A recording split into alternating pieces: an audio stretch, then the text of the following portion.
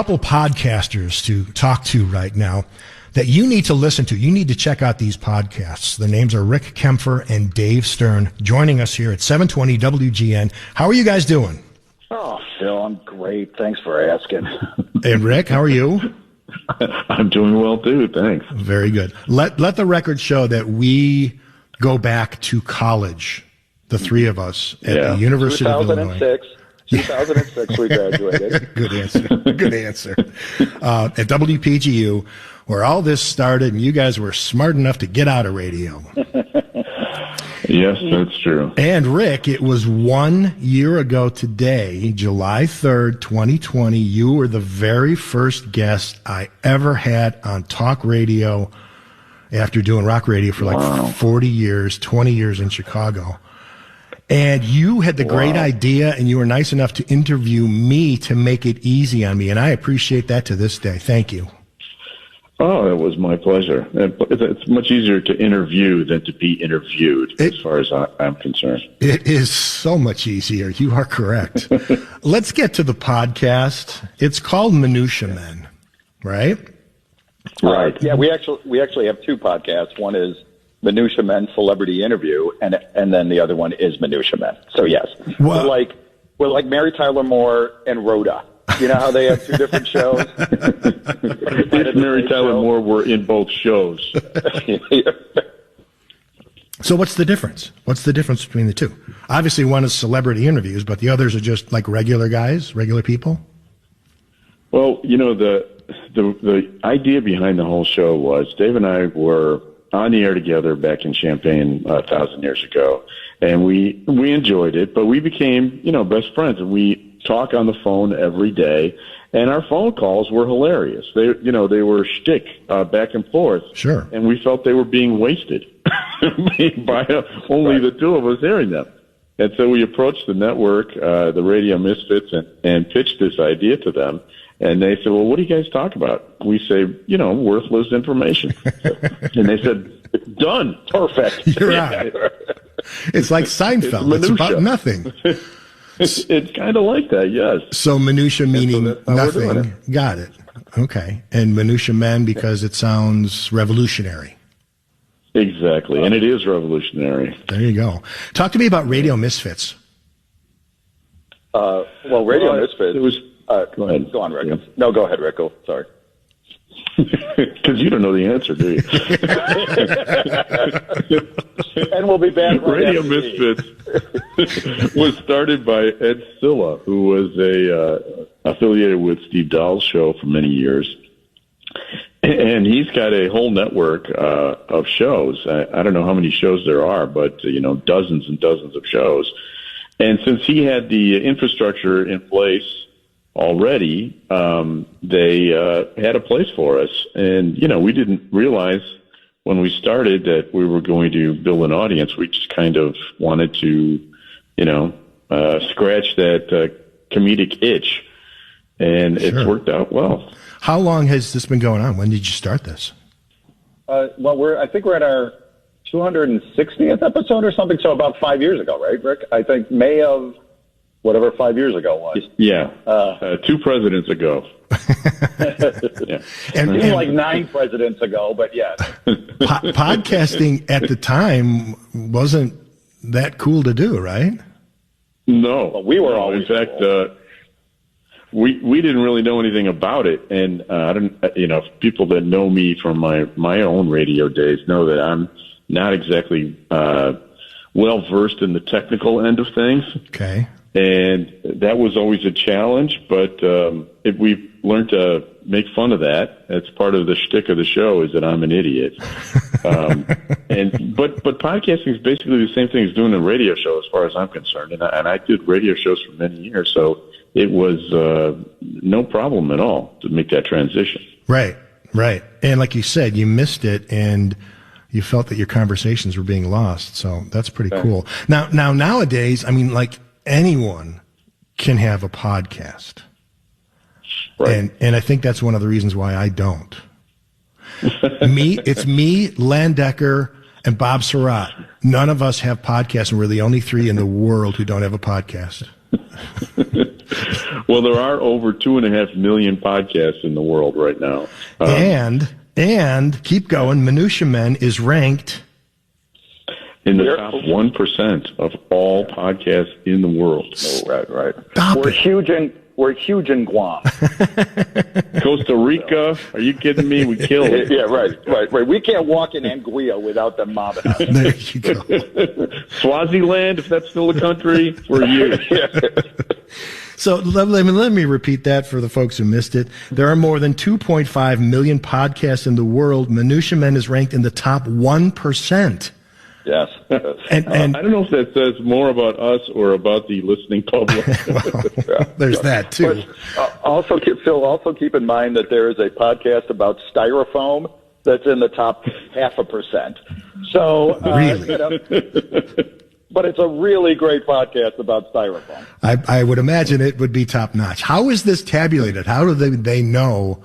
Obviously, you can see how many people listen, right? I have no idea how they do the metrics. Do you, Dave?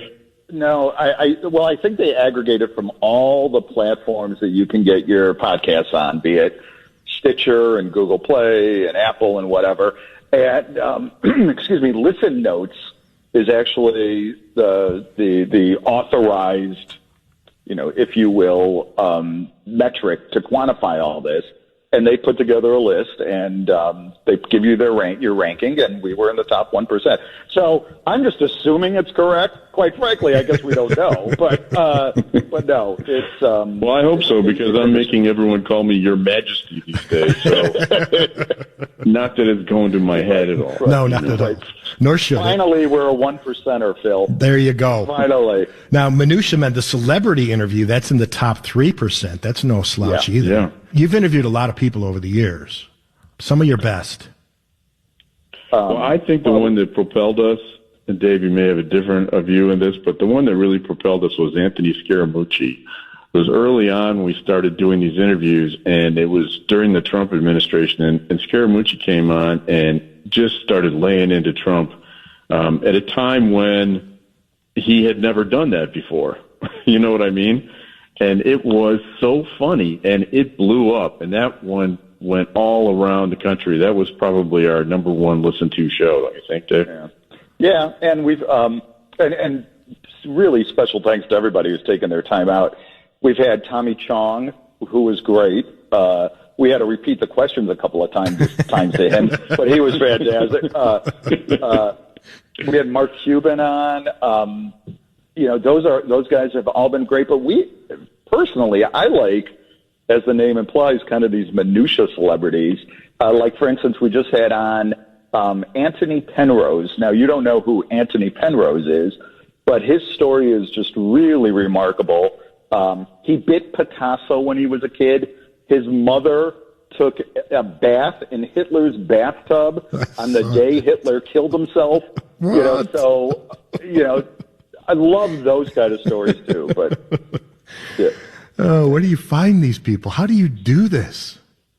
Dave books the guests. So how do you find these people, Dave? Well, what I'll do is I'll read an article, and if I see something that is, interesting, like this is how I found Anthony Penrose. He was doing a exhibition in East Sussex, and his mother, I found out the story of his mother, who was actually one of the first Vogue supermodels, who was discovered by almost getting killed in Manhattan. It's just this huge story. And so I reached out to him. I mean, a lot of these people are very, accessible through the internet. And through Twitter, through their Instagram. But what we're really surprised is how some pretty big celebrities respond to us too. And I think it's also, as we're now gaining an audience, sure, that is becoming easier. But we get, I'm surprised often how a major A-lister will say, sure. That I explained to them, are you sure? Have you listened to the podcast? Are you 100% sure you want to do this? Very funny. All right. You guys are also authors. I want to get into that. And think about this while we take this quick break here. Guests that may not have led up to your expectations. All right? Okay. All right. Hold on, guys. Hold on. Didn't think we were going to talk to some big-time podcasters, huh? The top 1% of 2.5 million? That's amazing. 4:35 on 720 WGN. Phil Manicki in for Dave Plyer. Talking to a pair of the top podcasters in the world. It's a proven fact. They are in the top 1% of 2.5 million people who podcast. That's crazy. We talked about some good guests that they've had. Anthony Scaramucci, to name one. We move on to guests that weren't so good. Honestly, no one comes to mind right now. Oh, I have one. The guy who played the bully in the movie Christmas Story. His name is Zach Ward. At some point, he turned on us in the middle of this interview and started talking to us as if we were doing a podcast from the basement of our mother's house. Really? And the irony, Phil, is at that moment, my house was getting worked on, and I actually was at my mother's house doing a podcast. So that one hit a little close to home. So he was right. He was. But we felt like Ralphie.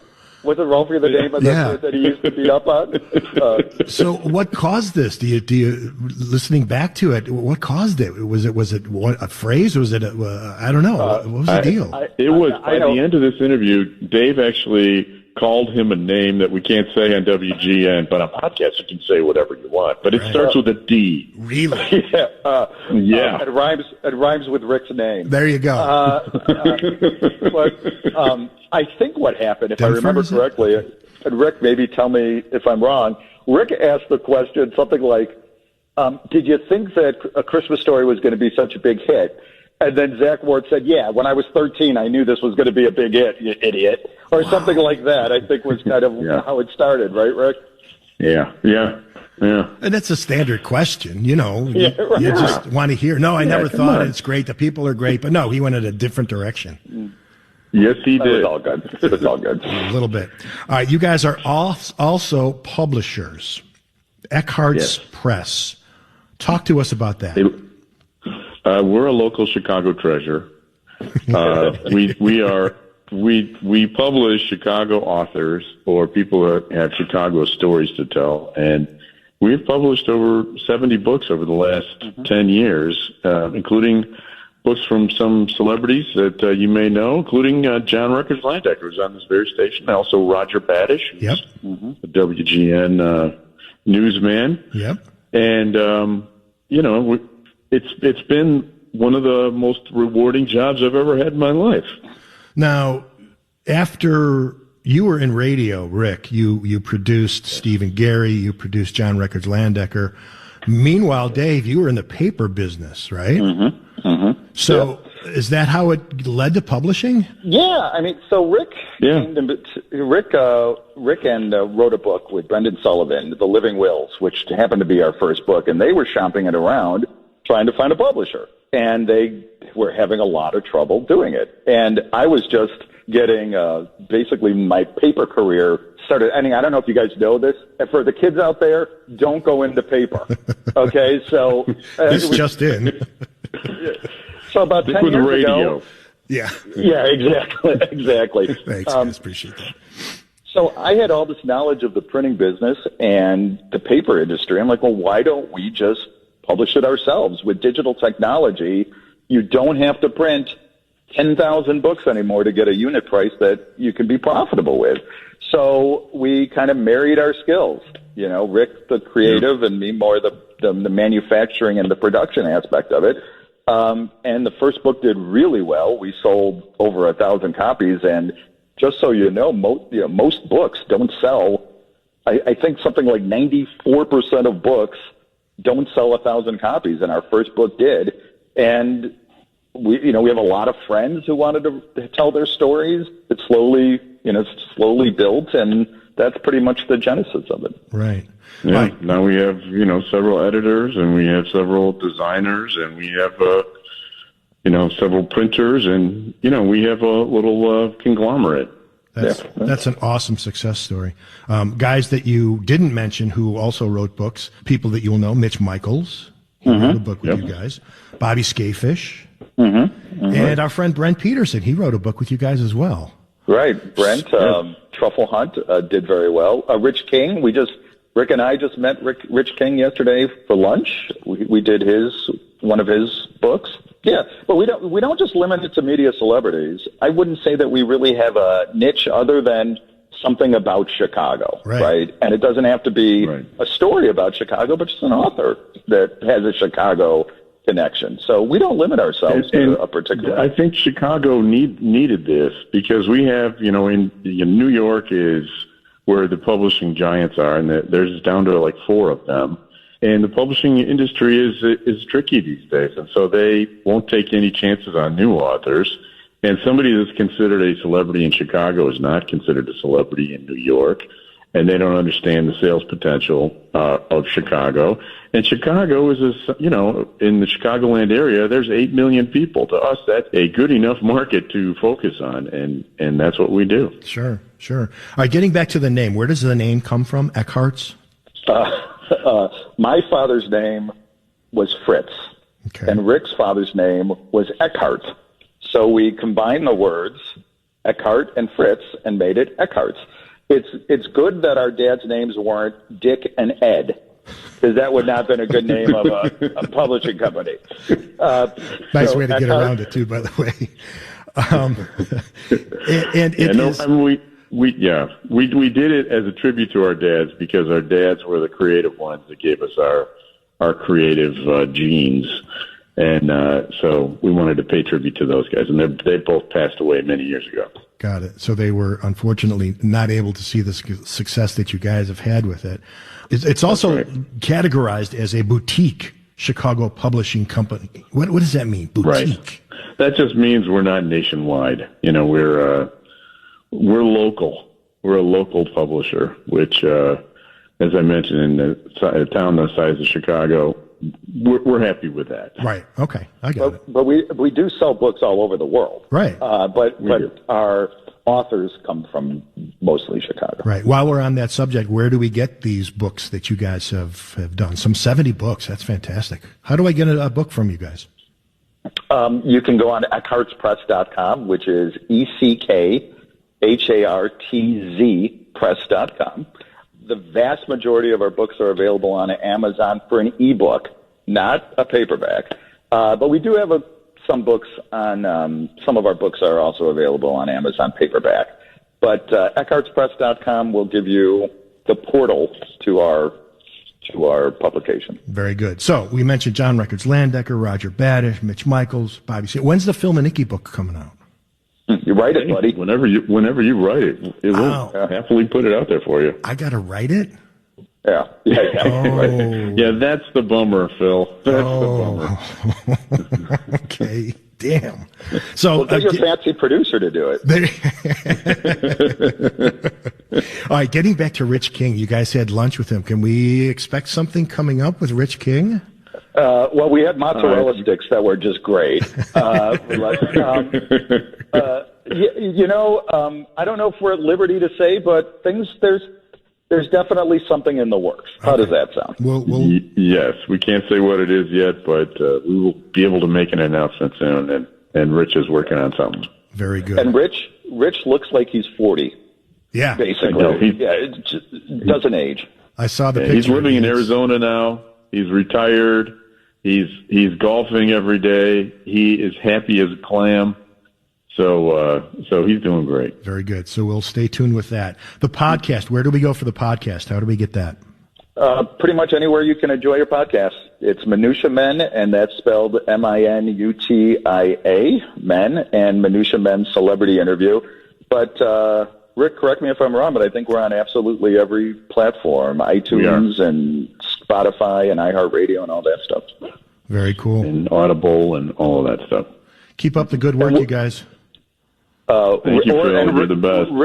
Rick and I will come to your house and do the podcast, too, if you want it. For anybody out there listening. We'll do it live. More information. We'll do it live. Rick Kempfer, Dave Stern, thank you guys so much. Continued success. Thanks, buddy. Thanks. No. Thank you. We appreciate it.